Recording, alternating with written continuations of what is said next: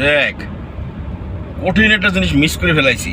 আম যে শুষিয়ে শুষিয়ে খাওয়ার যে কি মজা! তোমার এই জিনিসটা যদি তুমি না খেয়ে থাকো কখনো, তাহলে অন্তত আমাদের দেশের এই যে ল্যাংড়া, যেমন ও ল্যাংড়া আবার নতুন গাছের, ছোটো গাছের হলে হবে না। ল্যাংড়া হচ্ছে বড় মোটা গাছের, মানে বাত্তি গাছ। ওদের আম হয় ছোটো ছোটো, কিন্তু সেই রকম টেস্ট। তো আশাল যে আমগুলোতে আঁশ আছে, ওইগুলো আবার ফুটো করে খাওয়া যায় না। তো ফুটো করে খাওয়ার প্রসেসটা কি বলবো না? তো আমি বলছি কয়েকবার, শুনছো?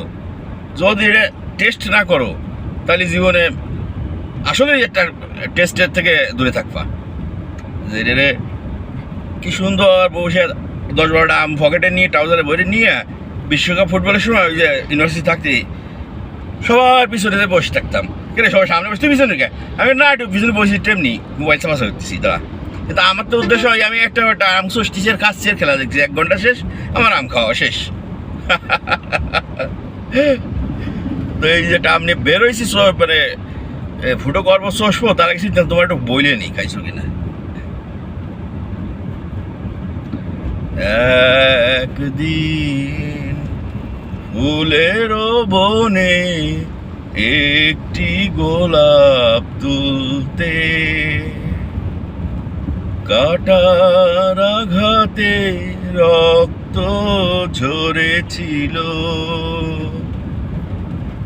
তোমার কাছে গিয়ে ভালোবাসি আমি বলতে।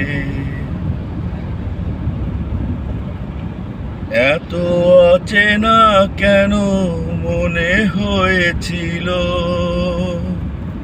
তবে কি ভালোবাসায় দুঃখ লেখা থাকে?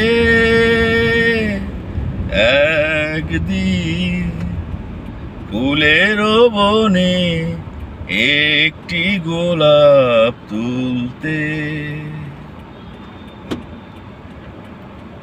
আলোর কাছে